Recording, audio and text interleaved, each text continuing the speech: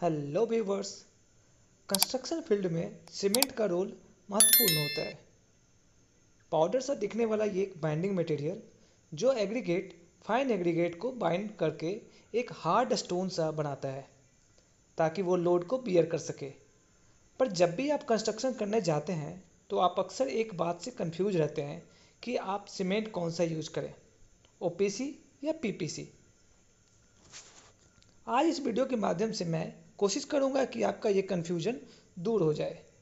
So please watch this video till the end, like share my video, subscribe my channel. तो चलिए शुरू करते हैं।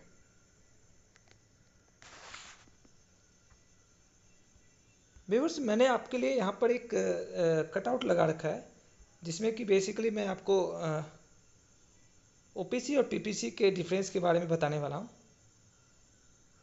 तो सबसे पहले जो ओपीसी होता है और पीपीसी होता है उसके जो फुल फॉर्म है वो समझ लेते हैं। ओपीसी का मतलब होता है ऑर्डिनरी पोर्टलैंड सीमेंट और पीपीसी का मतलब होता है पोर्टलैंड पोजोलाना सीमेंट।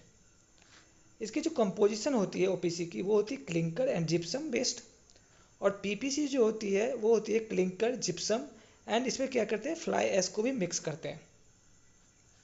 ओपीसी जो है वो मार्केट में 3 ग्रेड में आती है जो कि 33 ग्रेड, 43 ग्रेड, 53 ग्रेड है। और पीपीसी जो बेसिकली होती है वो 2 तरह की होती है, एक फ्लाई बेस्ड होती है, एक कैल्कलाइन क्ले बेस्ड होती है। अगर इसकी स्ट्रेंथ की बात करें तो ये क्या है कि अर्ली स्ट्रेंथ इसकी देखें तो इसकी हाई होती है, इसकी लोअर होती है। मतलब कहने का ये मतलब हुआ कि ये क्या करता है कि ये स्ट्रेंथ जल्दी गेन करता है ओपीसी, और पीपीसी क्या करता है थोड़ा टाइम लेने के बाद वो स्ट्रेंथ गेन करता है। बट एट लास्ट 28 डेज के बाद दोनों की जो स्ट्रेंथ होती है वो सेम होती है। बट ये क्या करता है, ये स्लोली थोड़ा सा गेन करता है, और ओपीसी क्या करता है थोड़ा फास्ट वे में क्या करता है स्ट्रेंथ गेन करता है। अगर लॉन्ग टर्म स्ट्रेंथ की बात करें, high but can develop crack. PPC क्या है, excellent improves with the time.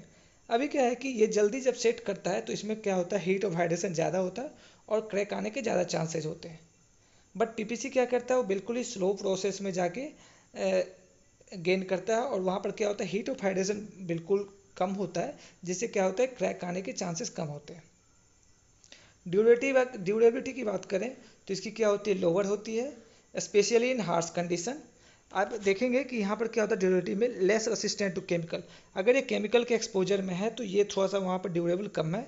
और ये क्या कहते हैं जो पीपीसी है, पीपीसी क्या है कि जो more resistant to sulphate, moisture and chemical. आपकी जो ओपीसी की जो सेटिंग टाइम है वो फास्टर होती है, पीपीसी की जो सेटिंग टाइम होती है वो स्लोअर होती है।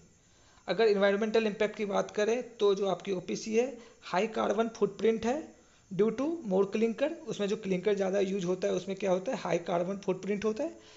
बट अगर हम पीपीसी की बात करें तो more eco friendly by using waste material, क्योंकि इसमें फ्लाई एश हम लोग, फ्लाई एश बेसिकली क्या होता है जब आप थर्मल पावर प्लांट से जो वेस्टेज निकलता है वो फ्लाई एश होता है। जब उस वेस्टेज को हम मिक्स करते हैं तो वो क्या बन जाता है पीपीसी। अगर कॉस्ट वाइज देखें तो ओपीसी क्या होता है थोड़ा एक्सपेंसिव होता है, और पीपीसी क्या होता है मोर अफोर्डेबल होता है।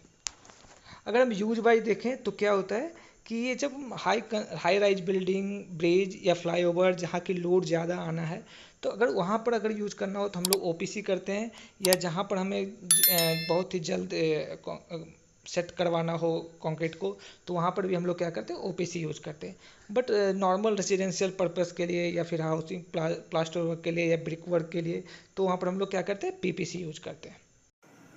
Please like and share my video and subscribe my channel. धन्यवाद।